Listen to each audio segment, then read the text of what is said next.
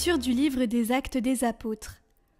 La multitude de ceux qui étaient devenus croyants avait un seul cœur et une seule âme. Et personne ne disait que ses biens lui appartenaient en propre, mais ils avaient tout en commun.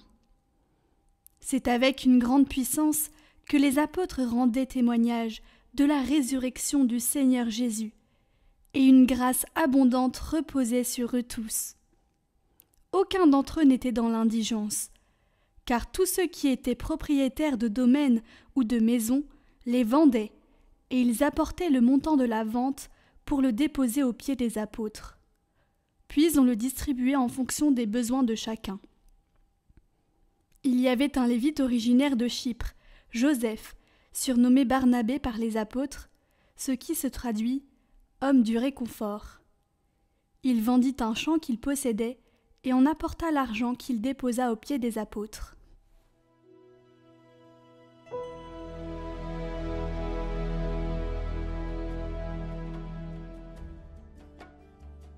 Le Seigneur est roi, il s'est vêtu de magnificence.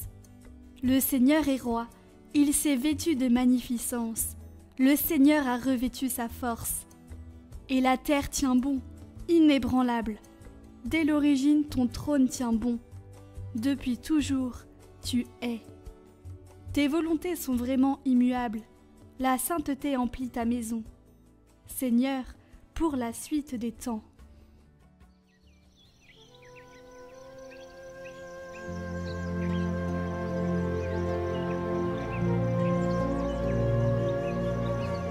Évangile de Jésus-Christ selon saint Jean.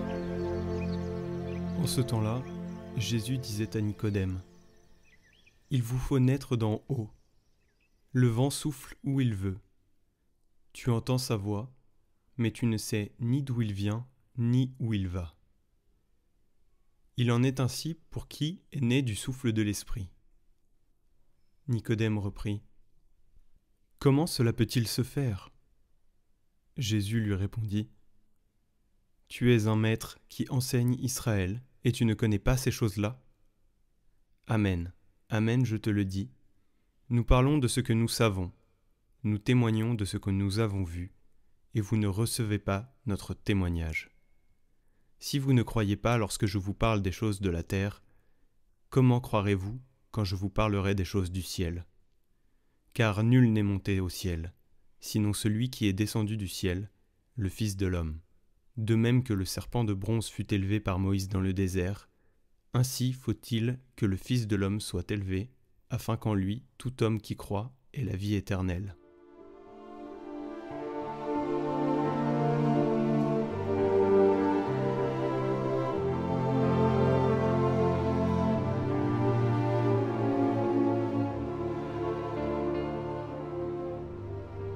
C'est l'Esprit qui nous ressuscite de nos limites, de nos morts, parce que nous avons beaucoup de nécrose dans nos vies, dans nos âmes. Le message de la résurrection est le suivant.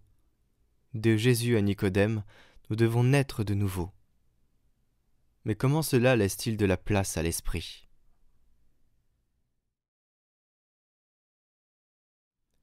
Une vie chrétienne qui se dit chrétienne, qui ne laisse pas de place à l'Esprit et qui ne se laisse pas conduire par l'Esprit, est une vie païenne, déguisée en chrétienne. L'Esprit est le protagoniste de la vie chrétienne.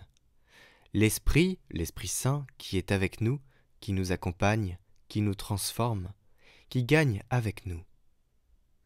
Personne n'est jamais monté au ciel sauf celui qui est descendu du ciel, c'est-à-dire Jésus. Il est descendu du ciel. Et lui, au moment de la résurrection, nous dit « Recevez l'Esprit Saint ». Il sera le compagnon de la vie chrétienne.